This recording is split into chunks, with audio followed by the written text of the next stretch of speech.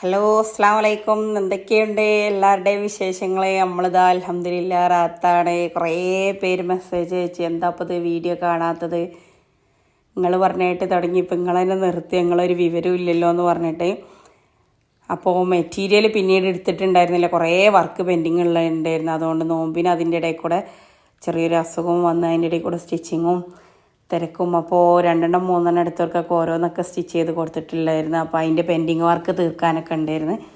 അപ്പോൾ അതിനൊക്കെ നിന്നപ്പോൾ പിന്നെ മെറ്റീരിയൽ എടുത്തിട്ട് ഇതിന് നിൽക്കുമ്പോൾ പിന്നെ അതൊക്കെ അവിടെ കിടക്കും. പിന്നെ ഇപ്പോൾ ഒരുവിധം വലിയ ബിസിനസ്സുകാരും വലിയ അത്യാവശ്യക്കാരൊക്കെ എടുത്ത് കഴിഞ്ഞും ചെയ്തില്ല. പിന്നെ ഇനി വേണ്ടവർക്ക് അങ്ങനെ അയച്ചു കൊടുക്കും ചെയ്യാമെന്ന് വിചാരിച്ച് നിന്ന്. അപ്പോൾ അതാ കഫ്താൻ്റെ മോഡൽ അജ്രക്കാണ് എടുത്തിട്ടുള്ളത്. ഇത് 350 പീസ് ഉണ്ടായിരുന്നു. അതിൽ നിന്ന് ഇപ്പോൾ 250 ഓരോ ഷോപ്പിലേക്ക് ഓരോരുത്തർ പറഞ്ഞതൊക്കെ കൊടുത്തിട്ടുണ്ട്. ഇനി 100 പീസാണുള്ളത്. അപ്പോൾ വേണമെന്നുള്ളവർ വേഗം മെസ്സേജ് അയച്ചോളി. പിന്നെ ആദ്യത്തെ കുറച്ച് പീസുകളുള്ളതും ഉണ്ട്.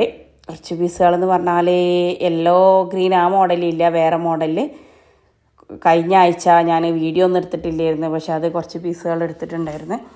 ടോപ്പ് അടിക്കാൻ ഒരുപോലെ കുറച്ച് ആവശ്യക്കാർ പറഞ്ഞ പോൽക്ക് വേണ്ടിയിട്ട്. അപ്പോൾ മെറ്റീരിയലിനൊക്കെ വില കൂടിയിട്ടുമുണ്ട്. അപ്പോൾ അതൊന്ന് കുറയട്ടെ എന്ന് വിചാരിച്ചിട്ട് കഴിഞ്ഞ പ്രാവശ്യം കൂടുതലും 3 പീസിന് ഓർഡർ ഉണ്ടായിരുന്നു ഒരുപാട് പേര്. അപ്പോൾ അത് ബാഗായിട്ട് എടുത്തു കൊടുത്ത്. അപ്പോൾ അതിനൊക്കെ നിന്നപ്പോൾ പിന്നെ നൈറ്റിമൊക്കെ വല്ലാതെ നോക്കിയിട്ടില്ല, പെൻഡിങ് വർക്കൊക്കെ ക്ലിയർ ആക്കാൻ വേണ്ടിയിട്ട്. നിങ്ങളൊക്കെ പെരുന്നാൾ ബിസിനസ് എങ്ങനെ ഉണ്ടായിരുന്നു?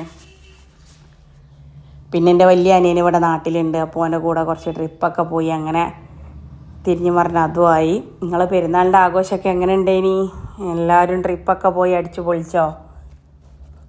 പ്രവാസികളായിട്ടുള്ള ഭർത്താക്കന്മാരൊക്കെ ഉള്ളവരുണ്ടാവും, നമുക്ക് അനിയന്മാരും അമ്മമാരൊക്കെ ഉണ്ട്. എല്ലാവരും സേഫല്ല, ആരും ബുദ്ധിമുട്ടിലുള്ളവരൊന്നും ഇല്ലല്ലോ. ബുദ്ധിമുട്ടിൽ പറ്റുന്ന ആരെങ്കിലുമൊക്കെ ഉണ്ടെങ്കിൽ എല്ലാവർക്കും പഠിച്ചോനെ സമാധാനം സന്തോഷം നൽകട്ടെ. യുദ്ധം നമ്മളെ നേരിട്ട് ബാധിച്ചില്ലെങ്കിലും എല്ലാ വഴിയിലും അത് ബാധിക്കുന്നുണ്ട്. ഇപ്പോൾ നൈറ്റിൻ്റെ മെറ്റീരിയൽസിന് വില കൂടിയതിന് വരെ ഭാഗികമായിട്ട് അതിൻ്റെ ഒരു ഭാഗം ഉണ്ടെന്നാണ് പറയുന്നുണ്ട്. പെട്രോളിന് വില കൂടിയിട്ടുണ്ട്, അപ്പോൾ അവർക്ക് കൊണ്ടുപോകാനും ട്രാൻസ്പോർട്ടേഷന് കൂടിയിട്ടുണ്ട് എന്നൊക്കെ പറഞ്ഞിട്ടാണ് മെറ്റീരിയലിന് റേറ്റ് കൂടുതൽ പറഞ്ഞിട്ടുള്ളത്. അപ്പോൾ ഞാൻ അധികം പീസ് എടുത്തിട്ടില്ലായിരുന്നു. നമ്മൾ ഓരോരോ സാധനങ്ങൾക്ക് വരെ വില കൂടി തുടങ്ങുകയാണ്. യുദ്ധത്തിൻ്റെ ഒരു ബാധകമാണ് അതെന്ന് പറയുന്നത്. എന്തായാലും പഠിച്ചവന് ലോകത്ത് സമാധാനം നിലനിർത്തട്ടെ. അങ്ങനെ ആകുമ്പോഴാണ് ഈ ലോകത്ത് ജീവിക്കണം നമുക്കും സമാധാനം ഉണ്ടാവുള്ളൂ. യുദ്ധം അവിടെയാണ് ഇവിടെയാണെന്ന് പറഞ്ഞ് നമ്മൾ നിന്നിപ്പോൾ നമുക്ക് ഉണ്ടാക്കാനുള്ള ഗ്യാസ് വരെ ഇല്ലാത്ത അവസ്ഥയിലായി. ഒരുപാട് പേര് അവരവരുടെ അന്നം മുട്ടിയിരിക്കുകയാണ്.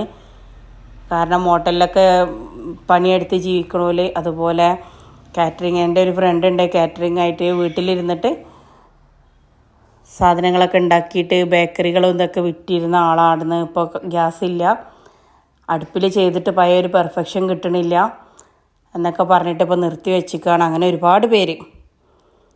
അപ്പോൾ എല്ലാവർക്കും പഠിച്ചവന് പെട്ടെന്ന് തന്നെ അതിനൊക്കെ ഒരു സമാധാനം തട്ടെ. എല്ലാവരും പ്രാർത്ഥനയിൽ ഉൾപ്പെടുത്തുക. നിങ്ങളുടെയൊക്കെ പെരുന്നാളിന് ഒരുപാട് പേര് എടുത്തോടുണ്ടായിരുന്നു. ഫീഡ്ബാക്കൊന്നും കണ്ടില്ല. എന്തെങ്കിലുമൊക്കെ ഉണ്ടെങ്കിൽ അതൊക്കെ കമൻ്റായിട്ടിടി. നിങ്ങൾ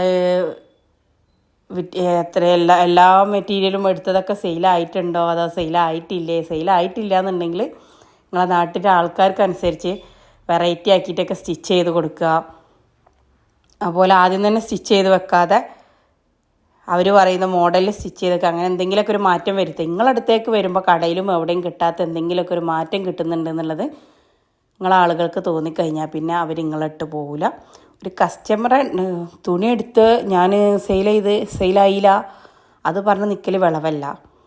മറ്റുള്ളവരുടെ ടേസ്റ്റ് അനുസരിച്ച് ചെയ്തിട്ട് അത് വിജയിപ്പിക്കുക എന്നുള്ളതാണ് നമ്മളെ വഴി. നിങ്ങൾ കേട്ടില്ല നമ്മളെ നാട്ടിലൊക്കെ എത്ര പൈസക്കാരുണ്ട്.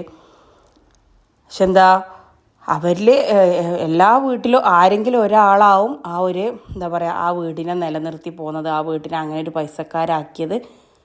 ഒന്നൊക്കെ ഓല് മരിച്ചു പോയ ബാപ്പാവും, അതല്ലെങ്കിൽ ഒരു മോനാവും, ആ കുടുംബത്തിൽ ആരെങ്കിലും ഒരാളാവും. ഇപ്പോൾ ഞങ്ങളവിടെ വലിയൊരു പൈസ ഉള്ള ഒരാളുകളുണ്ട്, സെയിൽബേജി എന്നാണ് പറയുക. അത് മരിച്ചു പോയി, പക്ഷെ എന്നാലും പറയാം ഓല കാണുമ്പോൾ പറയാം സെയിൽബേജിൻ്റെ മക്കളല്ലേ നമ്മൾ. നേരെ മറിച്ച് ആ മക്കളാണ് അങ്ങനെ പൈസ ഉണ്ടാക്കി ആ ഒരു രീതിയിൽ ആ കുടുംബത്തിന് എത്തിച്ചിക്കണമെങ്കിൽ ആ മക്കളെ പേരാ പറയാം.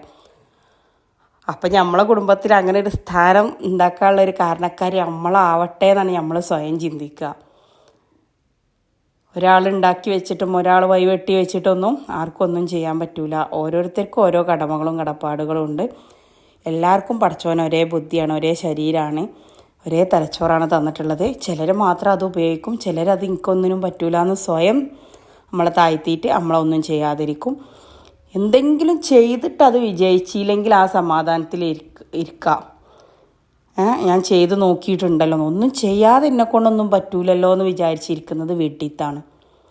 പരിശ്രമിച്ചിട്ട് നടന്നില്ല എന്നുണ്ടെങ്കിൽ ഞാൻ അങ്ങനെ ശ്രമിച്ച് നോക്കിയിട്ടുണ്ടല്ലോ, ഇതൊന്നും ചെയ്യാൻ പറ്റാതെ എനിക്ക് ഇപ്പം തന്നെ നോക്കാം. നമ്മൾ ഇപ്പോൾ ഇതാ വീണ്ടും ക്ലോത്തിന് വില കൂടി. ഞാനിത് സ്റ്റാർട്ടിങ് 12-13 വർഷം മുമ്പ് തുടങ്ങിയ സമയത്ത് 60-70 രൂപക്ക് മെറ്റീരിയൽ കിട്ടിയിരുന്നു. ഇപ്പോൾ ആ 60-70 രൂപക്ക് 1 മീറ്റർ പോലും കിട്ടാത്ത അവസ്ഥയാണ്. അപ്പോൾ അത്രയും ലാഭം കുറഞ്ഞേ. അതിനനുസരിച്ച് നമ്മൾ റേറ്റ് കൂട്ടിയാലും അവിടെ അത്ര റേറ്റായി ഇത്ര റേറ്റായി എന്നുള്ള പരാതിയും പരിഭവം എന്നല്ലാതെ റേറ്റ് കൂട്ടാൻ കാര്യമായിട്ട് ആരും സമ്മതിക്കില്ല. എന്ന് വെച്ചിട്ട് നമുക്ക് മുതലാവാതെ തീരെ റേറ്റ് കുറച്ച് കൊടുത്തിട്ട് നമ്മളെ ബിസിനസ് നിലനിന്ന് പോകണമെന്നില്ല. ശക്തമായൊരു മനസ്സുണ്ടാക്കിയെടുക്കുക, ആത്മാർത്ഥമായിട്ട് പരിശ്രമിക്കാനുള്ളൊരു മനസ്സുണ്ടാക്കിയെടുക്കുക. ഈ 2 സംഭവം നിങ്ങളെ കയ്യിലുണ്ട് എന്നുണ്ടെങ്കിൽ നിങ്ങളടുത്ത് പണമോ പവറോ ഒന്നും വേണ്ട. ആ 2 കാര്യങ്ങൾ മതി നിങ്ങളെ എല്ലാ വിജയങ്ങളിലും എത്തിക്കാനും. അപ്പോൾ ഇൻഷാ അല്ലാഹ് അടുത്ത വീഡിയോ ആയിട്ട് വരാം. ഈ വീഡിയോ ഇഷ്ടപ്പെട്ടിട്ടുണ്ടെങ്കിൽ ലൈക്ക് ചെയ്യാനും ഷെയർ ചെയ്യാനും സബ്സ്ക്രൈബ് ചെയ്യാനും മറക്കരുത്. അഭിപ്രായങ്ങൾ കമൻ്റായിട്ട് രേഖപ്പെടുത്തണേ. Thank you.